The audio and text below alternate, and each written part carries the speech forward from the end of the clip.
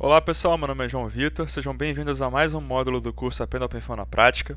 Nesse módulo a gente vai ver um pouquinho sobre escoamentos lagrangianos, escoamentos particulados, uma abordagem lagrangiana. E a ideia desse módulo é a gente conseguir entender como configurar esse tipo de simulação no OpenFOAM, que vai ter diversas aplicações aí em diferentes indústrias. Então, para começar, o que são escoamentos particulados, qual que é a aplicação deles, onde é que a gente vai esperar ver eles na indústria, Os escoamentos particulados, em essência, são escoamentos multifásicos, onde a gente vai ter uma ou mais fases contínuas, por assim dizer, um fluido, água, ar ou alguma coisa com a reologia mais complexa, que vai estar interagindo com um conjunto aí de partículas que podem ter tamanhos diferentes, mas que são essencialmente sólidas, e que vão estar perturbando esse escoamento e a sua vizinhança, as paredes do domínio, por exemplo, de alguma forma. Então, para isso, a gente vai precisar utilizar algumas abordagens diferentes do que a gente está acostumado, algumas estratégias aí que vão ser bem diferentes do que a gente viu até agora, para a gente conseguir aplicar isso em alguns exemplos práticos. Então, como é que a gente vai modelar esse tipo de problema? Existem algumas perguntas que a gente tem que fazer para entender os principais pontos aí de diferença de uma simulação particulada de uma simulação multifásica convencional, por assim dizer. A primeira delas é a modelagem das partículas. As partículas vão ser o grande fator decisório, tanto em termos de complexidade numérica, em termos de custo computacional.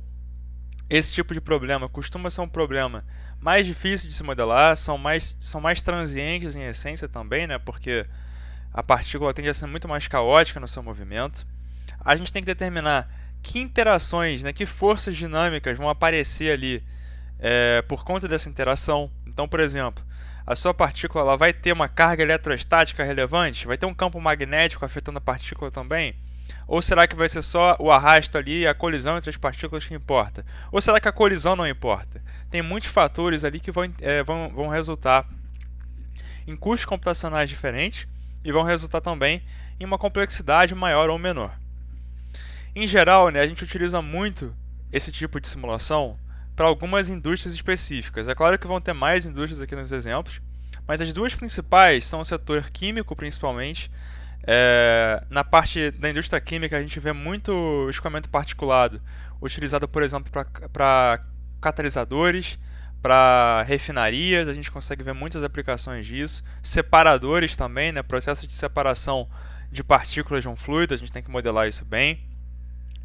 No setor de óleo e gás também, tubulações de maneira geral, a gente vê muito também escoamentos particulados para ver, por exemplo, a erosão numa válvula. Então, como que o escoamento de uma determinada partícula vai afetar e vai remover material na superfície de uma parede de uma válvula complexa, por exemplo. É um tipo de simulação também que é muito feito. Em alguns outros setores importantes também, seria a indústria alimentícia, tanto na parte ali de produção, no agronegócio, como também na parte ali de você embalar, processar alimentos.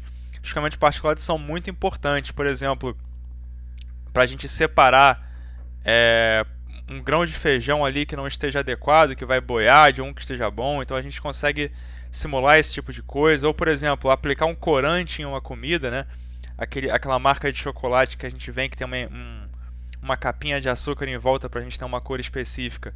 É um exemplo também. A gente precisa aplicar esse corante de maneira homogênea, então para isso a gente tem que ter um bom equipamento ali que tem que ser simulado. O setor farmacêutico também entra aqui de forma muito parecida com a indústria química, então tem muitas aplicações diversas desse tipo de física que vão necessitar e vão motivar a modelagem desse tipo de problema. E agora, falando um pouco de modelagem, qual que é a essência de escoamentos particulados e como é que a gente resolve isso?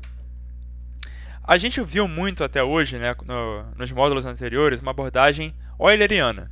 A abordagem euleriana, como a gente comentou no módulo 0, ela é uma abordagem que vai, ao invés de trabalhar analisando um conjunto específico de partículas ao longo do tempo, a gente vai começar a avaliar um volume que a gente arbitrariamente definiu, e esse volume vai poder ser utilizado para medir, por exemplo, um fluxo, poder medir o saldo ali de quantidade de movimento que está nesse volume ao longo do tempo, etc. E aí a gente consegue, com diferentes volumes, no caso agora de CFD, pequenos volumes ali de tamanho conhecido, a gente consegue determinar um campo de uma grandeza aí que a gente quer medir, como a velocidade, temperatura, entre outros. Só que agora, quando a gente fala de partícula, a situação muda um pouco, porque as partículas, né, vão necessitar de uma abordagem mais próxima daquela abordagem lagrangiana que a gente viu no módulo 0. Ou seja, a gente realmente precisa, de alguma maneira, conhecer a velocidade, a massa e outras propriedades, como, por exemplo, a temperatura ou a carga elétrica de uma partícula, ao longo do tempo, né, de uma partícula específica ou de um conjunto de partículas, de modo que a gente consiga modelar adequadamente essa trajetória e a maneira que ela vai interagir com o meio. Então, né, o que a gente costuma fazer? Quando a gente faz esse tipo de simulação, a gente vai acoplar a descrição euleriana que a gente apresentou até agora. Então, o escoamento da parte contínua vai ser resolvido pelo método euleriano que a gente está acostumado, e a gente vai adicionar um conjunto de partículas que vai utilizar a descrição lagrangiana. Então, essa vai ser a essência. Quando a gente acopla essas duas, a gente vai ficar com uma modelagem euleriana-lagrangiana. Ela não é a única opção. A gente poderia utilizar, com algumas estratégias, uma modelagem euleriana para resolver também esse tipo de problema.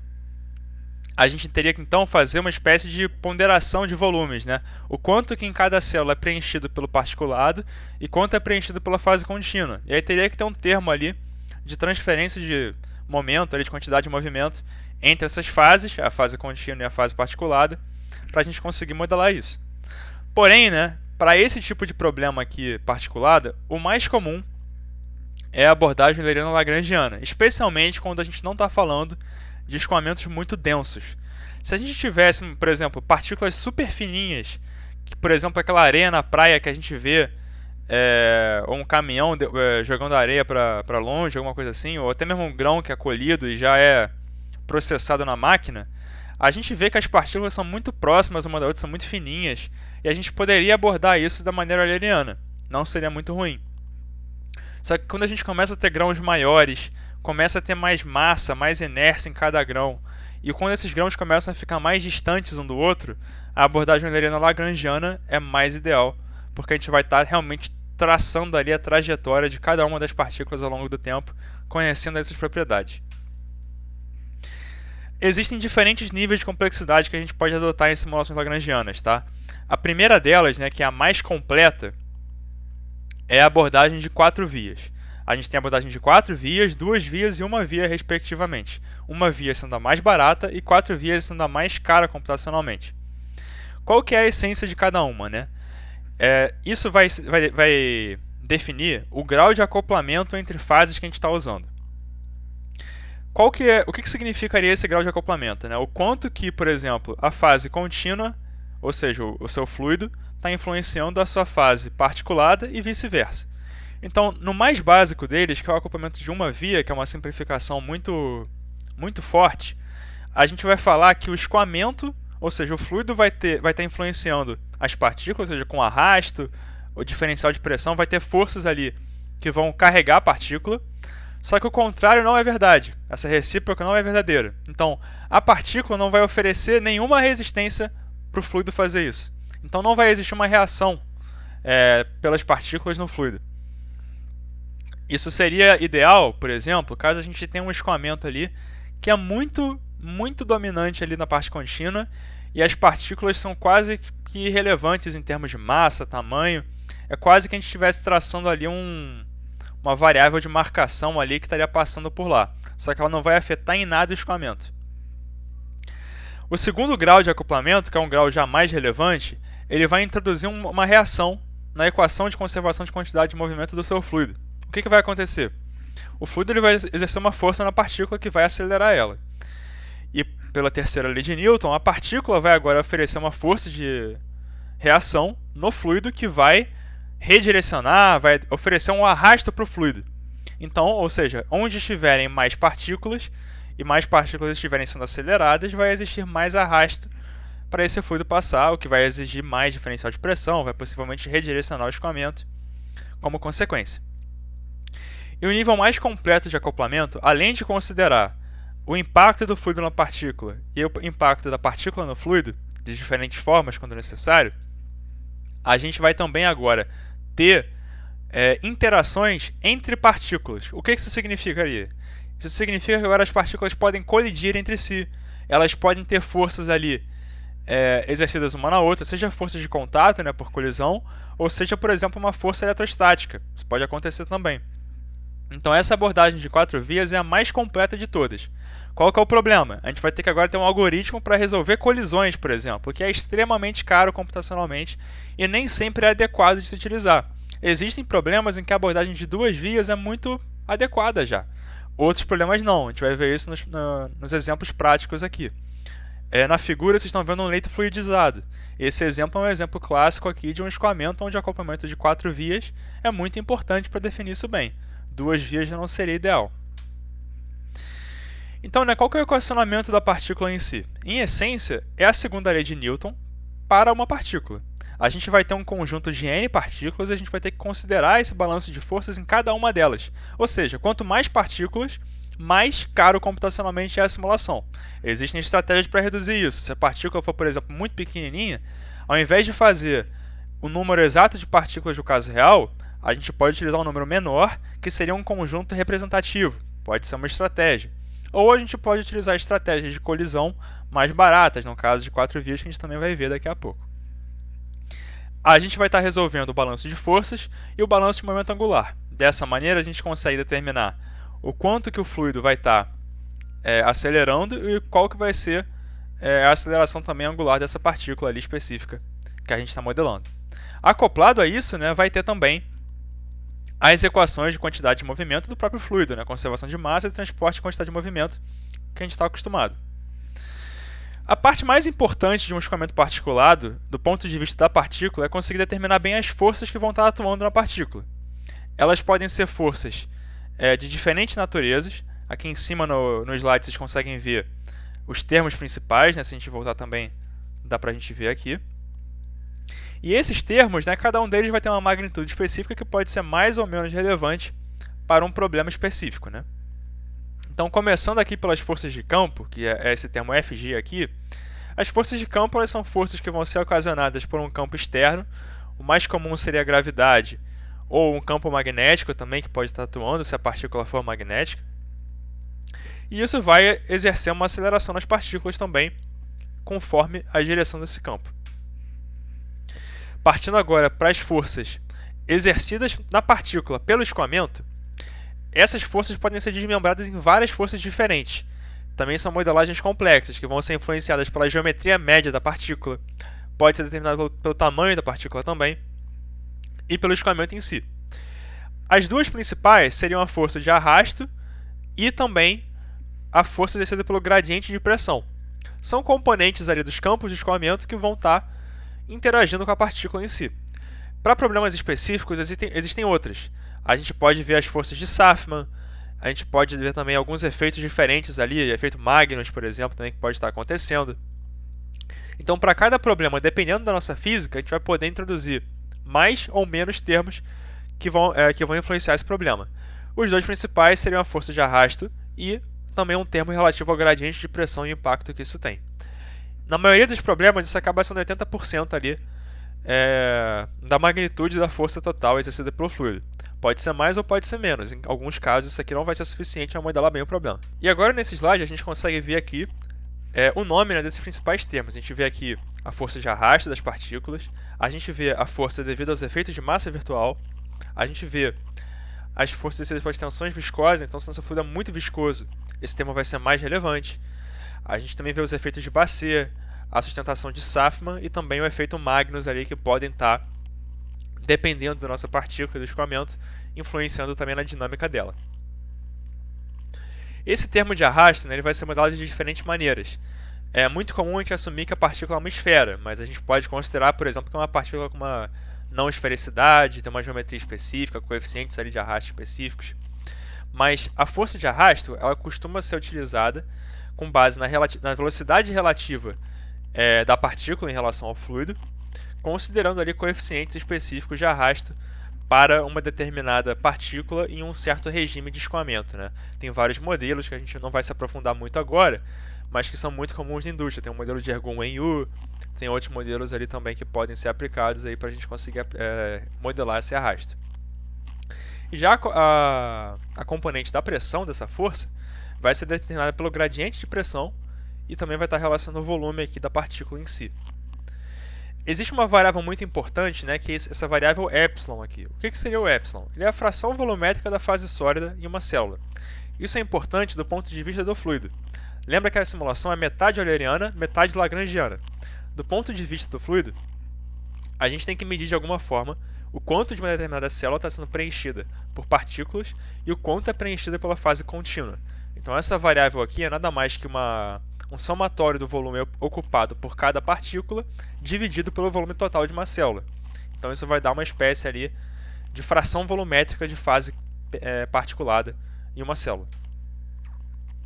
E agora a gente vai para as duas forças mais complicadas de se modelar, são as forças mais importantes ali para alguns casos como leitos fluidizados. E essas forças ali, elas entram para cenários aqui no acoplamento de 4 vias. A primeira delas, né, a gente pode separar em duas, seriam as forças de contato e as forças que não dependem de contato. Essas forças que não dependem de contato, elas vão ser, por exemplo, a força de Van der Waals, interação eletrostática, interação ali por efeitos capilares. Então, assim, uma partícula estando perto demais de outra vai fazer com que o fluido se comporte de maneira a ter uma tensão superficial ali que vai puxar a partícula. É uma coisa que pode acontecer. Então, as forças que não dependem de contato, a gente vai deixar um pouco de lado agora. Elas podem ser relevantes em alguns problemas, mas no que a gente vai ver nesse módulo aqui não vão ser muito aplicadas. As mais críticas são as forças de contato. Existem vários algoritmos para modelar essas forças de contato.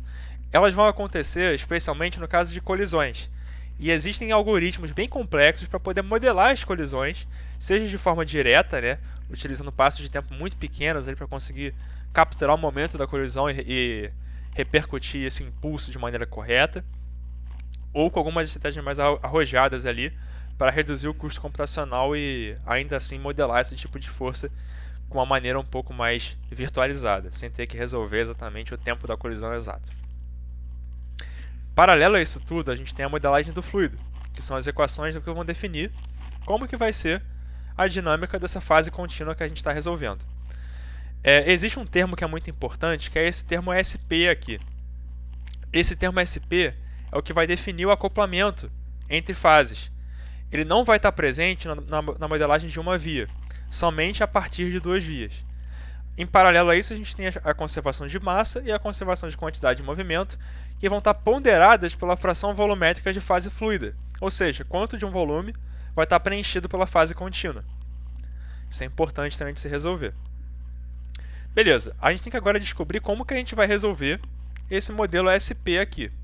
Esse modelo SP, como eu falei, é a parte da reação que as partículas vão ter, e isso vai influenciar o escoamento, só entra a partir de 2 vias para cima. Como que isso é modelado?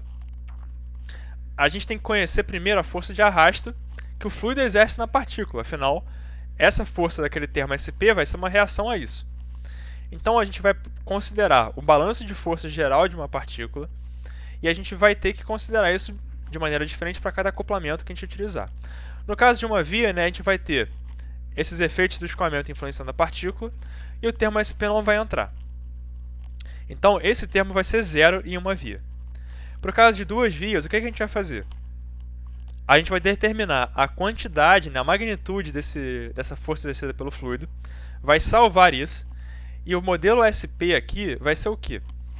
Para uma determinada célula, a gente vai ter um número n de partículas.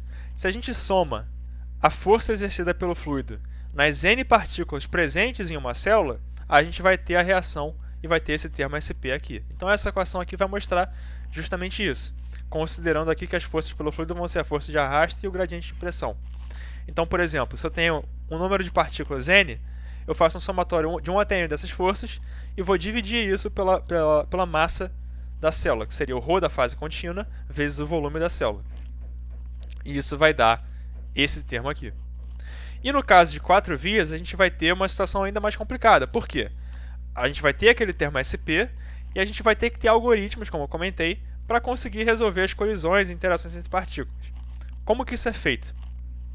O modelo mais comum de se utilizar para esse tipo de colisão é o modelo massa-mola-amortecedor.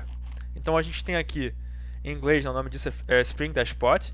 A gente tem 2 sistemas, um para força normal e um para tangencial, que a gente pode ver nas figuras aqui. Esse modelo vai atribuir para as partículas esse tipo de propriedade com base em quanto que uma determinada partícula está sobrepondo a outra. Isso assume que a partícula é esférica. Existem modelos que não vão assumir isso, mas nesse modelo a gente tem duas partículas esféricas que estão sobrepostas. A quantidade e esse overlap entre partículas determina a força que vai ser exercida nessa colisão. Então, se a partícula tiver uma em cima da outra quase que sobreposta, vai ter uma força muito grande. E se a sobreposição for menor, a força vai ser menor também. Esses modelos são bem complexos, vou envolver aqui alguns tensores aqui bem avançados. Não vai ser o escopo do curso entrar em detalhe aqui na modelagem de colisões, isso aí cabe para um curso mais avançado. Mas caso vocês tenham interesse aí, recomendo as referências da apresentação, que vão ter alguns artigos aí muito interessantes para essa modelagem. E a gente vai ter, né, também que considerar não só a colisão entre partículas, como também a colisão entre os contornos. Ou seja, as paredes, né? Então, se uma partícula acerta uma parede, a gente não pode deixar a parede sair, né, e a partícula escapar. Então, né, esse modelo de colisão, a gente vai poder explorar eles um pouquinho nessas aulas práticas agora. Mas, em essência, né, o que a gente precisa lembrar quando a gente simula escoamentos particulados? A gente tem que saber que efeitos vão ser importantes para a nossa simulação, o que a gente precisa saber, ou seja, se a colisão é relevante, se as forças pelo fluido vão ser dominadas pelo arrasto e pela pressão, ou se eu vou ter alguns efeitos adicionais que vão também afetar isso. Se eu tenho forças de campo, como um campo magnético também. É muito importante a gente conseguir quantificar isso, modelar nosso problema direito, para então a gente conseguir caracterizar bem as partículas, o tamanho médio delas, a variância desse tamanho. Então a gente tem que modelar isso tudo bem, para conseguir então representar nosso problema físico de maneira adequada com a modelagem correta. Agora a gente vai um pouco para a parte prática do curso. Espero que vocês tenham gostado aqui dessa parte teórica.